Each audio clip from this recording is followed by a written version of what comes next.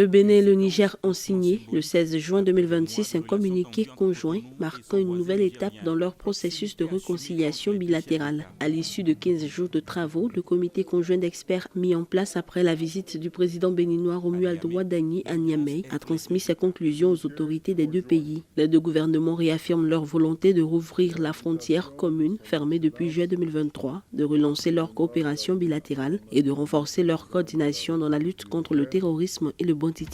Un rapport final doit être soumis prochainement au président Romuald Ouadani et Abdourahmane Tiani.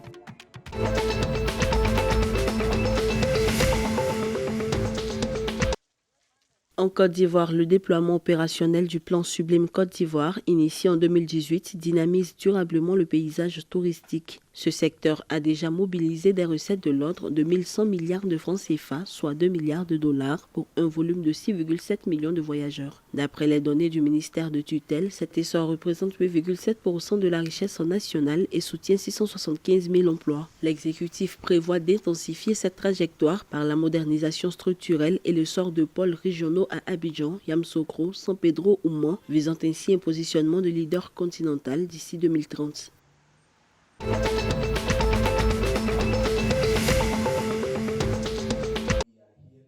Le Nigeria et le Ghana intensifient leur synergie au sein de l'industrie des hydrocarbures à travers un mécanisme d'échange d'expertise dédié au contenu local. Durant une mission de 7 jours, les émissaires de la Ghana National Petroleum Corporation ont analysé le schéma directeur nigérian qui affiche désormais un taux de participation nationale de 61%. Ce partenariat stratégique ambitionne de doper la compétitivité des firmes domestiques, de hausser les compétences techniques et d'optimiser la valeur ajoutée issue de l'exploitation des ressources énergétiques. À travers ce déploiement, les deux nations entendent densifier leur écosystème productif et stimuler durablement le marché de l'emploi à l'échelle continentale.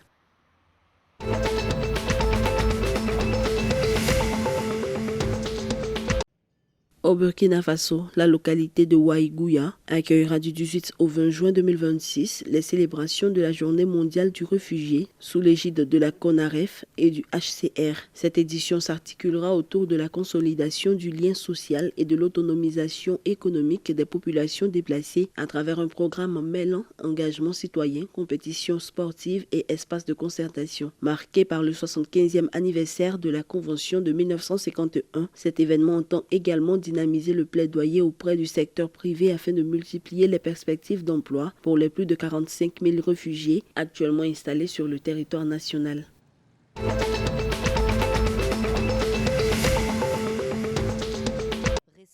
En Gambie, le prétendant à la présidence de la Fédération nationale de football, Sadibou Kamasso, a exposé le 13 juin 2026 les grandes lignes de son programme lors d'une joute oratoire initiée par l'Association des journalistes sportifs. Plaçant le ballon rond au cœur du dynamisme économique national, il s'est engagé à instaurer un mode de gestion ancré dans la probité et la transparence institutionnelle. Parmi les mesures phares, Sadibou Kamasso prévoit d'octroyer une prime de 2 millions de dalasi aux futurs champions de l'élite masculine en cas de succès au scrutin d'août 2026. Pour ce rendez-vous électoral, il sera opposé à Kemo Sisei, Amadou LS Jaté ainsi qu'au colonel Moussa Jamé.